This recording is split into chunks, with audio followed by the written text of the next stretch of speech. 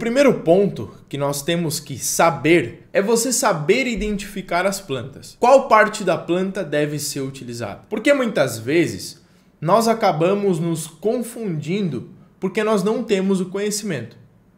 E aí falam pra gente o seguinte: faça o uso da erva cidreira porque ela vai ajudar você muito na insônia. Ok, mas qual erva cidreira nós estamos falando? Existem várias plantas que são chamadas de erva cidreira ou de cidreira. Por exemplo, muitas pessoas chamam o capim-limão, que é o capim-santo, de capim-cidreira. E aí, se a pessoa fala só cidreira e não falou o capim, mas ela estava se referindo ao capim-cidreira, e você usa outra erva cidreira, já deu confusão. Até a sua cabeça talvez agora já nem entendeu o que eu falei. E é realmente isso. O problema de nós não sabermos identificar a planta corretamente por conta do nome popular em relação ao nome científico. Então, gente, o que acontece? Existem plantas que são chamadas de cidreira. Existe o cidrozinho, a erva cidró, a erva cidreira, o capim cidreira. Qual erva cidreira você está se referindo? Por exemplo, eu tenho aqui na minha casa, plantado no meu jardim, uma erva cidreira. Só que essa erva cidreira, o nome científico dela é Lipia alba. E aí vai ter muitas pessoas que vão me falar assim: não, Matheus, você está errado. A Lipia alba é a melissa. E aí dá mais confusão ainda. Só que o que acontece?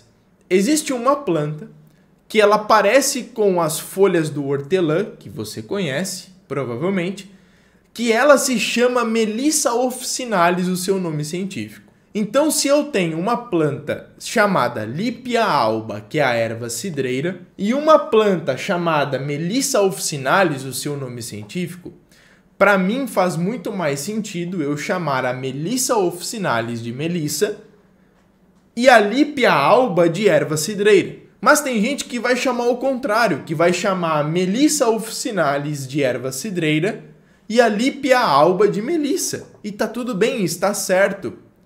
A questão é que muitas pessoas vão vir com uma ignorância e vão falar assim: não, porque essa aí tá errado, isso aí não é erva cidreira, isso aí é melissa.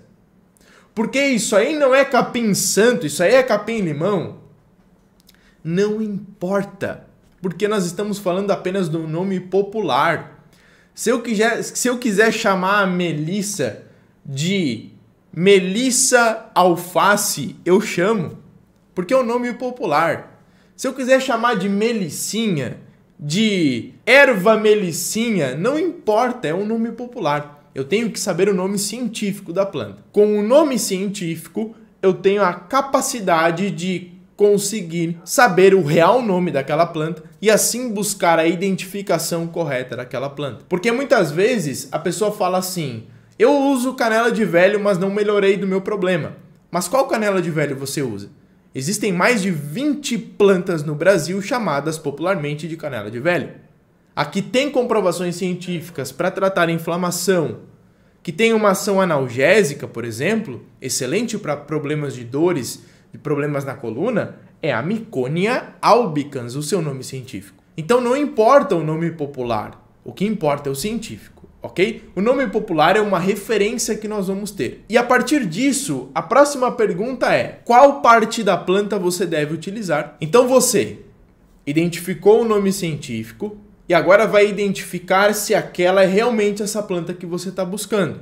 Aí você vai olhar as fotografias, né? Vai olhar as imagens, por exemplo, dentro das apostilas do herveiro, no final da página onde nós falamos sobre as plantas medicinais, nós temos as fotos das plantas, tá? Aqui a minha eu imprimi em preto e branco, então tá um pouco ruim de ver aqui, mas nós temos as fotos das plantas justamente para ajudar você na identificação. As fotos são todas coloridas no computador e você também pode imprimir elas coloridas. Isso vai facilitar muito a identificação. Então você vai olhar as fotos e vai fazer uma comparação pela folha, pelas flores, o formato da folha, o tamanho dela, né? Aonde ela se desenvolve, o tamanho desse arbusto, dessa árvore, enfim. E aí você vai identificando se aquela é a planta que você realmente precisa. E dentro das nossas aulas, eu sempre abordo a relação do nome científico nas apostilas também, tá? Porque essa informação ela é muito importante.